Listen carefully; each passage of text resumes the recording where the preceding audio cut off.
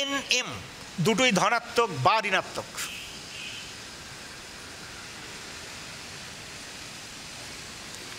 N M ধনাত্মক বা ঋণাত্মক পূর্ণ সংখ্যা যদি হয়, কিন্তু শর্তটা মাথায় রাখতে হবে এম প্লাস এন এর ভ্যালুটা হতে হবে কিন্তু ঋণাত্মক পূর্ণ সংখ্যা, ভগ্নাংশ হলে চলবে না। কিন্তু এম বা এন তারা কিন্তু ধনাত্মক বা ঋণাত্মক, সরি পূর্ণ সংখ্যা নয়, যে কোনো সংখ্যা।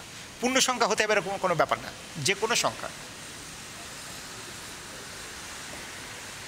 কিন্তু কন্ডিশনটাই এম প্লাস এন এর ভ্যালুটা হতে হবে ঋণাত্মক যুগ্ম সংখ্যা, যুগ্ম জোড় সংখ্যা হতে হবে। জোড় সংখ্যা না হলে কিন্তু আমরা যেটা বলছি সেটা কিন্তু কোনো অবস্থাতেই খাটবে না, এটা কিন্তু মাথায় রাখতে হবে। তখন tan x = z ধরতে হয়। একদম সাবস্টিটিউশনটা মনে রেখে দেবে, ভীষণ ইম্পর্টেন্ট, টেস্ট পেপারে বহু জায়গায় দেখতে পাবে। কিন্তু কখন আমরা এটা পুট করব সেটা যদি না ধরতে পারো তাহলে কিন্তু প্রবলেম হয়ে যাবে। তাহলে কি দেখলাম আমরা, tan x কি ধরবো, z। কখন না, যখন এম প্লাস এন এর ভ্যালুটা কি না ঋণাত্মক যুগ্ম সংখ্যা যখন হবে। ফর এক্সাম্পল,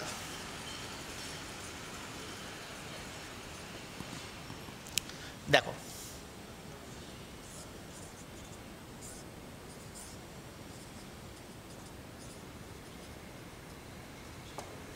আমি এমনভাবে এক্সাম্পলটা নিচ্ছি যাতে তোমাদের বুঝতে সুবিধা হয়। দেখো, √sin x × cos to the 7x।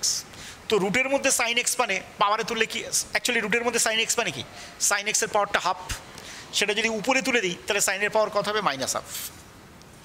রুটের মধ্যে আছে লক্ষ্য করো cos to the 7x, তাহলে cos to the 7 রুটের মধ্যে মানে অ্যাকচুয়ালি পাওয়ারটা cos to the 7 এর পাওয়ারটা কত, রুট মানে হাফ, অর্থাৎ 7/2। সেটা যদি উপরে তুলি অর্থাৎ এই আকারে যদি আনতে চাই পাওয়ারটা কী হবে, -7/2। দেখো আমি যে এক্সাম্পলটা নিচ্ছি তোমরা দেখতে পাচ্ছ নিশ্চয়ই দুটোই ভগ্নাংশ, ঠিক আছে। কিন্তু কন্ডিশনটা কি, এম এন যে কোনো সংখ্যা হলে কোনো অসুবিধা নেই, কিন্তু এম প্লাস এন এর ভ্যালুটা কী হতে হবে, ঋণাত্মক জোড় সংখ্যা হতে হবে। সেই কেসগুলোই আমরা tan x = z ধরবো। দেখো এখানে যোগফলটা কী হচ্ছে, 2 লসাগু, দেখো -4, -1 -7 -8 8কে 2 দিয়ে ভাগ করলে -4। তাহলে যে কথাটা বলেছিলাম কি হচ্ছে দেখো তো, এখানে এম প্লাস এন এর ভ্যালু কী হয়ে যাচ্ছে, ঋণাত্মক যুগ্ম সংখ্যা। আর যখনই ঋণাত্মক কোনো যুগ্ম সংখ্যা হবে তখন আমরা কি করব, tan x = z ধরবো। এটা কিন্তু আমাদের মাথায় রাখতে হবে। তাহলে অঙ্কের মধ্যে তো tan নেই, তোমাদের মনে হতে পারে কী করে tan x = z ধরবো, নিশ্চয়ই ধরা যাবে। দেখো আমি ট্যানটা কীভাবে কী টেকনিকে ট্যান করে নিচ্ছি, দেখো ছিল sin x, আমি একটা বাই cos x করে নিলাম। অর্থাৎ সাইনযুক্ত টার্মটা ট্যান করতে গেলে যা যা করতে হয় তাই করে নিতে হবে। বাই cos x করলাম, পাশে ইন্টু cos x লিখে দিলাম। এই cos x কেটে গেলে sin x into cos to the 7x। তো লক্ষ্য করো, দেখো sin x by cos x √tan x, cos to the 7 আর cos to the 8, আর রুটের মধ্যে যদি cos to the 8 থাকে বাইরে আসলে cos to the 4 হবে। নিশ্চয়ই তোমরা বুঝতে পারছো। অ্যাকচুয়ালি রুট মানে পাওয়ারটা হাফ, হাফের নিচেই 2 আর 8 7, আর এখানে cos এর পাওয়ার 1 আর 7 8, cos to the 4 হয়ে যাবে।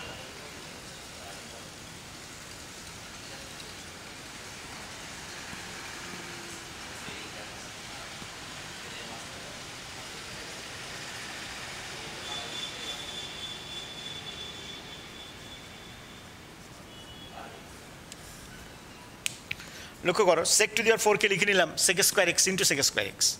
এবার দেখো তোমরা সবাই জানো tan x এর ডিফারেন্সিয়েশন করলে হয় কি হয়, sec² x। কিন্তু যেহেতু এখানে দুটো, কেন sec to the 4কে লিখে নিলাম, একটা sec² x এর জায়গায় লিখে নেবে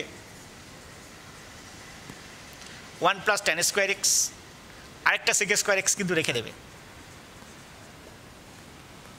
এবার tan x = z ধরবে। তাহলে দেখো sec² x dx বাদ দিয়ে এটা একটা tan x এর একটা এক্সপ্রেশন।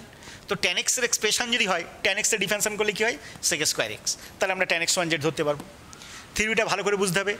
এম এবং এন ঋণাত্মক ধনাত্মক, একটা ধনাত্মক একটা ঋণাত্মক, দুটোই ঋণাত্মক, এটা কোনো ফ্যাক্টর নয়। পূর্ণ সংখ্যা কি ভগ্নাংশ সেটাও কোনো ফ্যাক্টর নয়। কিন্তু একটাই কন্ডিশন, এম প্লাস এন এর ভ্যালুটা কী হতে হবে, নেগেটিভ জোড় সংখ্যা হতে হবে। যদি এম প্লাস এন এর ভ্যালুটা নেগেটিভ জোড় সংখ্যা হয় তখনই কিন্তু আমরা tan x = z ধরতে পারবো। তাহলে tan x = z ধরে নিয়ে আমরা দেখো ছিল সাইন কসে, সেটাকে আমরা ট্যান ফর্মে কনভার্টেড করে নিলাম। তারপরে দেখো লক্ষ্য করো, যেহেতু tan x এর ডিফারেন্সিয়েশন করলে এটা ধরবো আমি, এবার tan x এর ডিফারেন্সিয়েশন করলে আমরা সবাই কি জানি sec স্কয়ার x হয়। তো sec স্কয়ার x যদি আমরা না আনতে পারি তাহলে তো মুশকিলে পড়ে যাবো, পরে আমরা সাবস্টিটিউট করে আমরা কোনো লাভ পাবো না। সেই জন্য আমরা কি করলাম, এটাকে বাকি অংশটা sec স্কয়ার x বাদ দিয়ে বাকি অংশটাকে আমরা tan ফর্মে লিখে নিলাম। এবার tan x1 z ধরবো। তো দেখো কিছুটা অংশ এখানে মুছে দিচ্ছি যাতে বুঝতে সুবিধা হয়। tan x এর ডিফারেন্সিয়েশন করলে কী হবে sec স্কয়ার x, তাহলে sec square x dx means dz। লক্ষ্য করো, তাহলে এখান থেকে চলে আসছি উপরের দিকে, দেখো 1/√z under root of z into 1 plus z square dz। এবার আলাদা করে দাও, 1/√z, root z means z to the power half, উপরে তুললে z to the power minus half, z square by root z. দেখো জেড স্কোয়ার, জেডের পাওয়ারটা 2 by root z মানে 2 minus half z to the power 3/2। দেখো একদম plane algebraic ফর্মে converted হয়ে যাচ্ছে। আর যখনই অ্যালজেব্রিক ফর্মে কনভার্টেড হয়ে যাবে আমরা কি করব, খুব ইজিলি স্ট্যান্ডার্ড ইন্টিগ্রাল লিখে দিতে পারবো। পাওয়ারের সঙ্গে 1 অ্যাডিশন করব, পাওয়ারটা নিচে চলে আসবে। একইভাবে Z to the power 3/2 plus 1 by 3/2 plus 1। বারবার মনে করে দিচ্ছি প্লাস সিটা অবশ্যই লিখবে, সি ইজ ইকাল টু লিখবে কি আইসি, ইন্টিগ্রেটিং কনস্ট্যান্ট। তো লক্ষ্য করো এবার খুব সিম্পল একটা অ্যালজেব্রিক ফর্মে কনভার্টেড হয়ে গেল। তাহলে আমরা কী করতে পারবো, মাইনাস হাফ প্লাস 1 ক্যালকুলেশন করলে half, 2 into Z to the power minus half plus 1 that is half, 3/2 plus 1 5/3 that is 3/5, sorry 5/3 Z to the power 5/2 plus C. যেই কমপ্লিট হয়ে গেল এবার জেডের ভ্যালুটা বসিয়ে দেবে, জেডের মানটা বসিয়ে দাও tan x। আচ্ছা তার আগে দেখো Z to the power half common নিতে পারছো, আমি জেড টু দি পাওয়ার হাফটা কমন নিই, কমন নিলে 2 plus 5/2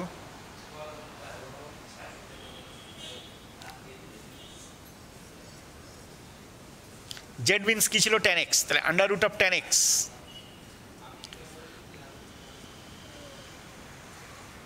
Z square tan square x। তাহলে আমরা কী করলাম, ফার্স্টে দেখলাম sine to the power mx dx, তার ইন্ডিকেশন কী করে করতে হয়। তারপরে দেখলাম cos to the power nx dx, তার ইন্ডিকেশন কী করে করতে হয়। তারপর দেখলাম আমরা sine to the power mx into cos to the power nx dx, তার ইন্ডিকেশন কী করে করতে হয়।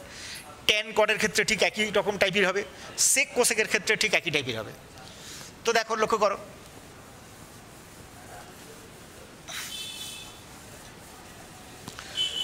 সাইন কস হয়ে গেল, এবার কোসেক দিয়ে আসছি। দেখো মনে করো কোনো একটা অঙ্কে থাকলো cosec two the power 6x, কোসেকের পাওয়ার যেমন থাকলে যেমনভাবে আমরা অঙ্কটা করব, সেক টু দি পাওয়ার যদি কোনো অঙ্ক থাকতো আমরা সেইভাবেই করব। দেখো পাওয়ারটা দুক্ষেত্রেই যুগ্ম নিয়েছি, এটা ঠিক যেভাবে নামবে এটাও ঠিক একইভাবে নামবে। তোমরা জানো নিশ্চয়ই কট এক্সের ডিফারেন্সিয়েশন করলে হয় মাইনাস কোসেক স্কোয়ার এক্স, এখানে আছে cosec two the power 6x, এই জন্য করবে কি দেখো লক্ষ্য করো, এখান থেকে একটা কোসেক স্কোয়ার এক্স বাইরে বার করে দাও, এটাকে বলা যায় কোসেক স্কোয়ার এক্স তার হোল স্কোয়ার।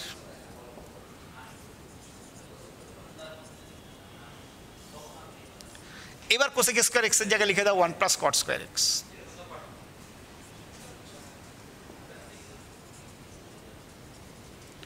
তো এবারে কট এক্স 1 জেড ধরে নিই cot x is equal to Z. তাহলে কট এক্স এর ডিফারেন্সিয়েশন করলে কি হবে, নিশ্চয়ই মাইনাস কোসেক স্কোয়ার এক্স।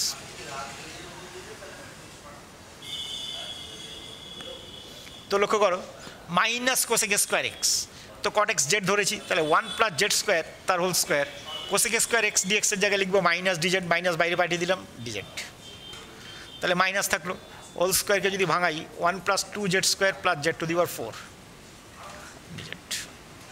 এবার ইন্ডিকেশন করে দাও, 1 এর জন্য Z, 2 into Z cube by 3, এখান থেকে জেড কমন নিয়ে নাও,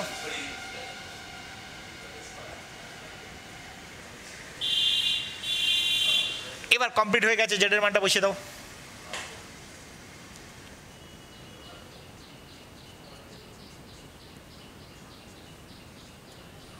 কট to the power 4x plus C.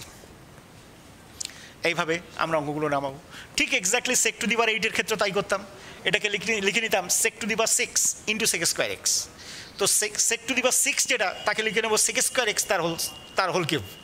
sec square এক্সের জায়গায় লিখে নেবে 1 প্লাস tan স্কোয়ার এক্স, বাইরে থাকলো একটা into sec square x, tan x 1z ধরবো, তাহলে tan x এর ডিফারেন্সিয়েশন করলে কী হয়ে যাবে sec স্কোয়ার এক্স, তাহলে sec স্কোয়ার এক্স ডিএক্স মানে ডিজেড, বাকিগুলো ট্যান ফর্মে লিখে নিলাম, লিখে নেওয়ার পরে প্লেন অ্যালজেব্রিক ফাংশন চলে আসবে, মান বসিয়ে দিলাম, এভাবে হয়ে যাবে। তাহলে আমাদের মাথায় রাখতে হবে। তাহলে সেক কোসেক দেখলাম, নেক্সট ক্লাসে তোমাদের কট ট্যানের ক্ষেত্রে কীভাবে অঙ্কগুলো করতে হয় সেটা আমরা দেখব, বা সেকের ক্ষেত্রে অড পাওয়ার থাকলে সেটা আমরা দেখব। তাহলে তোমরা ভালো করে দেখে ফেলবে, কি বলছি ভালো করে মনে রেখে দেবে। সবাই ভালো থাকবে, ঠিক আছে, শেষ করলাম।